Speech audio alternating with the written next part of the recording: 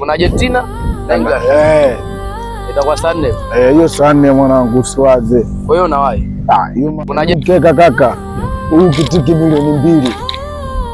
Milioni 2. Mwanangu hapo na mwenyewe unajua nimekufundisha hapa. Jinsi ya kubeti.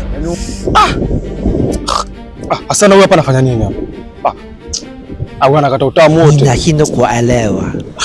Nashindwa kuelewa. Hii kaya.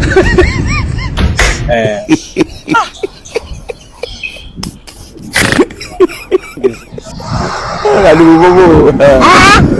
Wajipa vipi ile? Sawa. Ndio mtoka milioni 2 kitiki tu. Mimi ndo mazingira yangu tayari nishakuelekeza. Usiwaze utakuwa kwa shilingi. Uchelewe mwisho wa siku na mimi leo mechi naenda kuitazama. Mechi naenda kuitazama. Hapo mwanangu. Unaona hapa mimi nakaa hapa.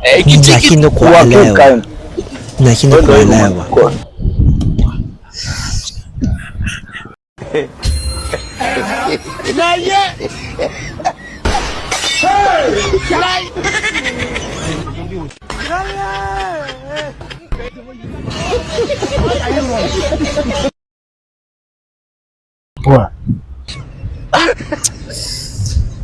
Wewe vipi?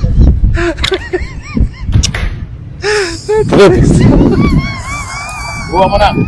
Poa. Tangulieni, mimi nafanya mambo yangu kwanza hapa. Kuna vitu namalizia. Wewe mpira una kitu maana. Nakuharibu hivyo. Wenzako analipo kwa kama mimi naangalia mambo ya maana huku.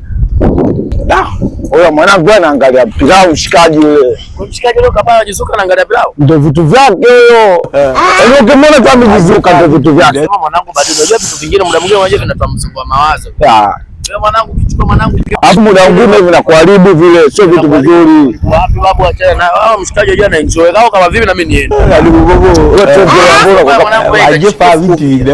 Wewe siwaze kwa sasa hivi saa 2 sasa hivi ndio saa 2. Na hawa washenzi kweli wanakanyalisha mimi utamu hawa. Asema yeye yenyewe huyu jamaa anajua kweli. Hapo ndio hii serikali yeye nimeipenda. Nashindwa kuelewa. Nashindwa kuelewa.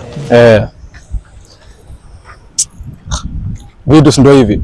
Mara mbele kwenye mpira huko wenzao nalipo huko